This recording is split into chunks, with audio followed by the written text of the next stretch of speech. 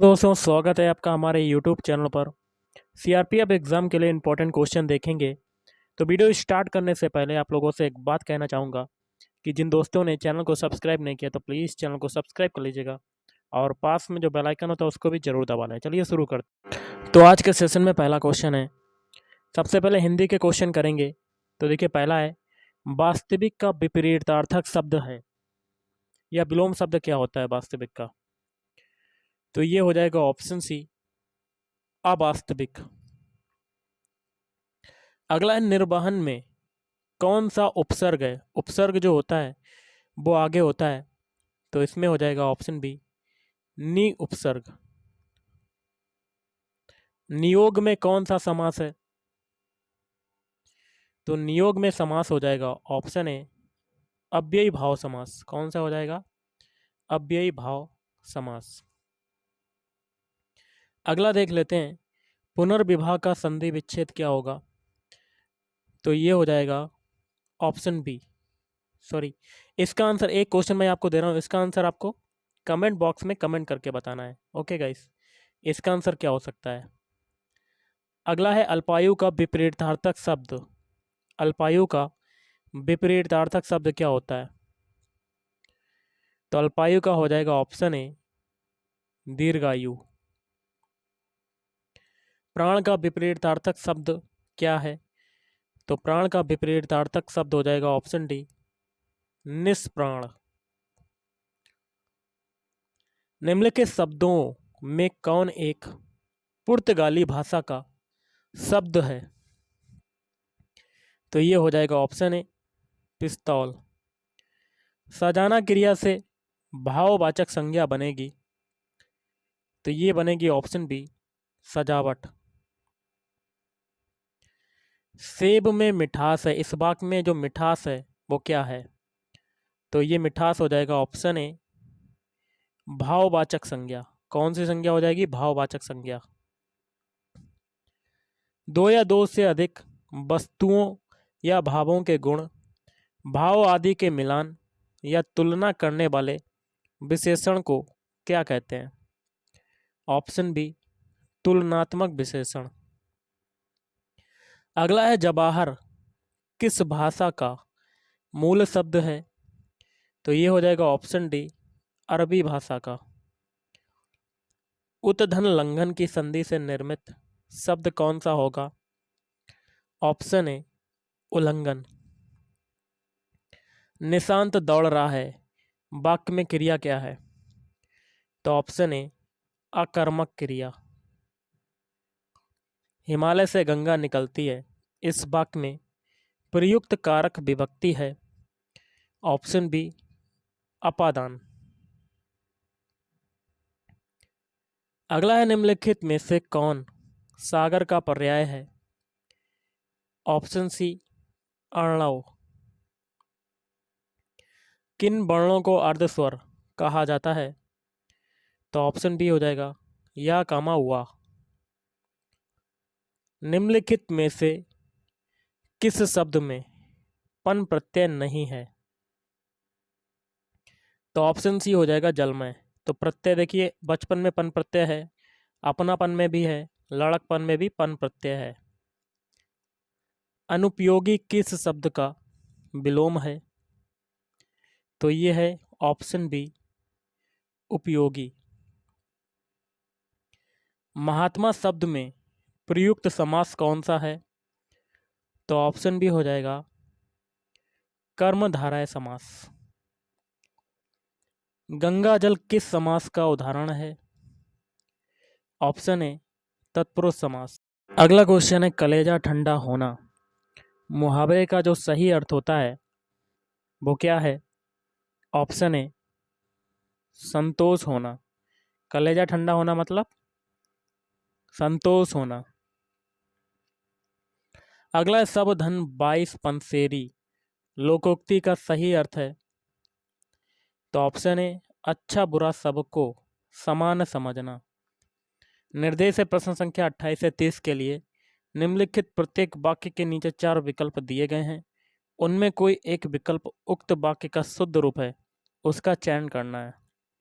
जैसे कि है रेखा सुंदर गुणों से युक्त है। इसका शुद्ध रूप क्या होगा? ऑप्शन बी, रेखा अच्छे गुणों से युक्त है। वे प्रतिदिन आपस में परस्पर झगड़ते हैं। इसका शुद्ध रूप क्या होगा? इसका शुद्ध रूप हो जाएगा ऑप्शन ए, वे प्रतिदिन परस्पर झगड़ते हैं। अगला है मधु ने मिठासता से भरी गीत गाया। इस वाक्य का शुद्ध रूप क्या होगा? ऑप्शन ए, मधु ने मिठास भरा गीत गाया। अगला अनामिका किसका काव्य संग्रह है? ऑप्शन ए, सूर्यकांत त्रिपाठी निराला का। चित्रलेखा किसकी रचना है? तो चित्रलेखा जो है ऑप्शन ए, भगवती चरण वर्मा की रचना है। भगवती चरण वर्मा। 11 वर्ष का समय शीर्षक कहानी की रचना किसने की? ऑप्शन सी हो जाएगा आचार्य रामचंद्र शुक्ल ने। रामचंद्र शुक्ल। अगला है शोक विकल सब रोबहि रानी, रूपशील बल तेज बखानी, करहि बिलाप अनेक प्रकारा, परहि भूमि तल 12 उपरोक्त पंक्तियों में कौन सा रस है? ऑप्शन सी हो जाएगा यहाँ पर करुण रस हो जाएगा। करुण रस। अगला देख लेते हैं क्वेश्चन क्या कहता है। जो तुम्हारी अनुशासन पावो कंदुक इब ब्रह्मांड उठावो, कांचे घट जिमी डारो फोरी, सको मेरु मूसक जिमी तोरी। उपरोक्त पंक्तियों में कौन सा रस है? तो यहाँ देखिए ब्रह्मांड उठाने की बात हो रही है, तो यहाँ पर हो जाएगा ऑप्शन है बी रस। अगला है खद्दर कुर्ता भकभको नेता जैसी चाल, यही बालक मोमन बसों सदा बिहारी लाल। उपरोक्त पंक्तियों में कौन सा रस है? तो सभी को पता होगा, इसमें हो जाएगा ऑप्शन सी हास्य रस। इनमें से सही वर्तनी वाला शब्द कौन सा है? ऑप्शन बी जर्जरित को ऐसे लिखते ना कि ऑप्शन ए सी और डी की तरह। संघ की भाषा हिंदी और लिपि देवनागरी होगी, यह संविधान के किस धारा में कहा गया है?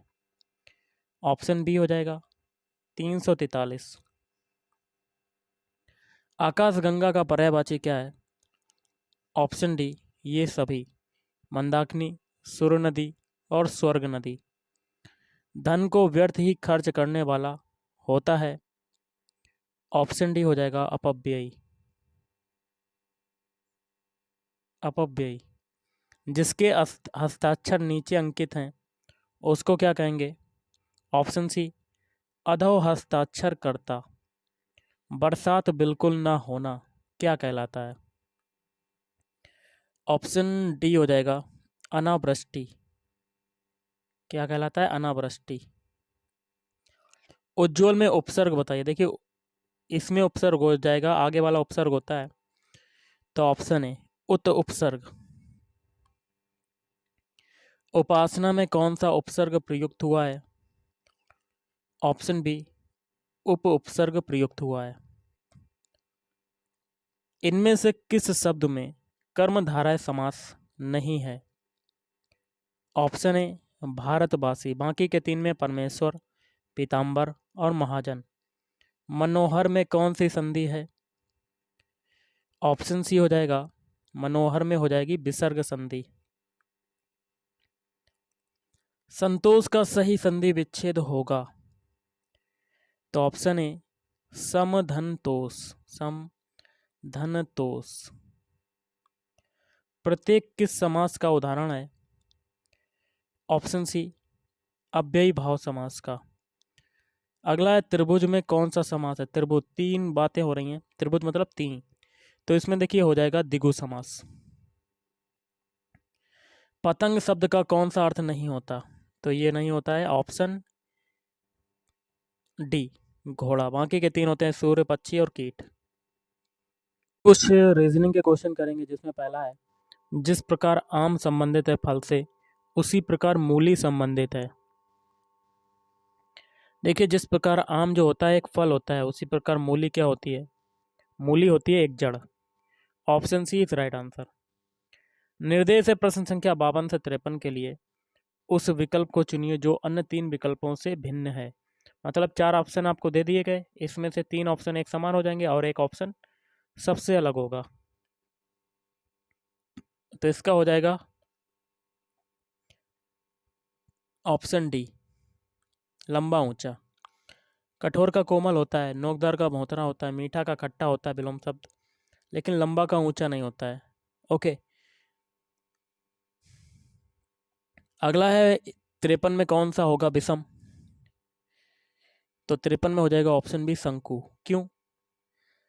शंकु को छोड़कर अन्य सभी क्या है आकृति? त्रिभुज जो है 2D आकृति है, वर्ग 2D आकृति है, त्रिभुज भी 2D आकृति है, आयत भी 2D इमेज है या आकृति है, लेकिन शंकु क्या है? 3D इमेज, 3D आकृति।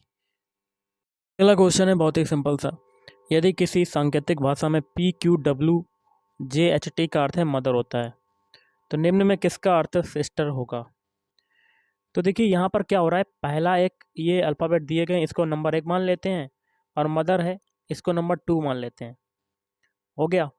लेकिन आगे जो पूछा जा रहा है किसका अर्थ सिस्टर होगा, मतलब यहाँ पर सिस्टर जो है ये नंबर 2 का है, और बनाना हमें एक वाला, मतलब जो ऊपर अल्फ़ाबेट जो दिए हुए हैं नंबर 1 वाले, ऐसे ही हमें अल्फ़ाबेट बनाने हैं। समझ गए आप लोग? तो हम लोग पहले PQ लिख लेते हैं, PQWJHT। इससे आपका क्या बन रहा है? मदर, MOTHER, ये बन रहा है। तो देखिए M का कोड होता है 13, O का होता है 15, T का होता है 20, H का होता है 8, E का होता है 5, R का होता है 18।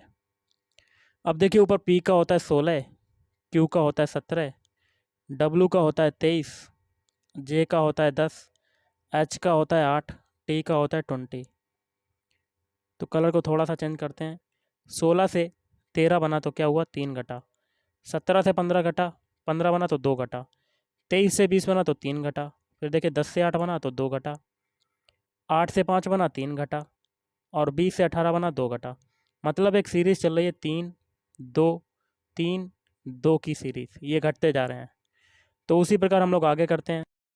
तो गाइस देखिए यहाँ पर पहले से दूसरा बना चुके हैं हम लोग, अब हमें दूसरे से पहला बनाना है। मतलब 2 3 2 3 2 घटाना नहीं है, जोड़ना है। ओके, तो सिस्टर को नीचे लिख लेते हैं, सिस्टर। अब इनके अल्फ़ाबेट कोड लिख देते हैं। एस का होता है 19, आई का होता है 9, फिर एस का होता है 19, टी का होता है 20, ई का होता है 5, आर का होता है 18। अब हमें ऐड करके बताना है, जोड़ के बताना है। तो सबसे पहले 3 जोड़ेंगे 19 में, तो आपका कितना आ जाएगा? 22। फिर 2 जोड़ेंगे, कितना आ जाएगा? 11। फिर 3 जोड़ेंगे 19 में, तो आ जाएगा आपका 22। फिर 2 जोड़ेंगे हम लोग, तो कितना आ जाएगा?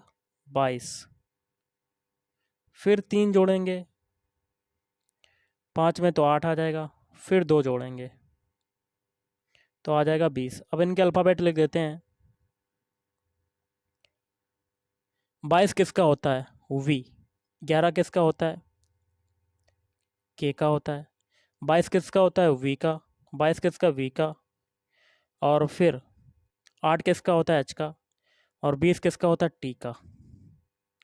तो ये जो अल्फ़ाबेट मिले हैं यही आपका आंसर हो जाएगा। और ये कौन से ऑप्शन में है? तो ये हो जाएगा ऑप्शन बी, BKBBHT। तो option B is right answer. अगला क्वेश्चन है, इंट्रोड्यूस शब्द है, अंग्रेजी वर्णमाला क्रम में रखा जाए तो बाएं से पहले स्वर के बाएं कौन सा अक्षर होगा? तो इंट्रोड्यूस के सबसे पहले अल्फ़ाबेट लिख लेते हैं, INTRODUCE। अब इनको अंग्रेजी वर्णमाला में जिस अल्फ़ाबेट का स्थान जिस नंबर पर आता है वैसे ही सेट करना है। तो इससे सबसे पहले आएगा C, फिर आएगा D, फिर आएगा E, फिर आएगा I, और फिर आएगा N। उसके बाद आएगा O, फिर R, T, फिर U। ये हो गया। अब आगे क्या कहता है? बाएं से पहले स्वर के बाएं, बाएं से पहले स्वर के बाएं। तो बाएं से आपका पहला स्वर क्या है? ई। और इसके बाएं कौन सा है? डी। तो यही पूछा जा रहा है, कौन सा अक्षर होगा? डी। तो आपका आंसर हो जाएगा ऑप्शन सी। आज के इस वीडियो में इतना ही। थैंक यू, धन्यवाद।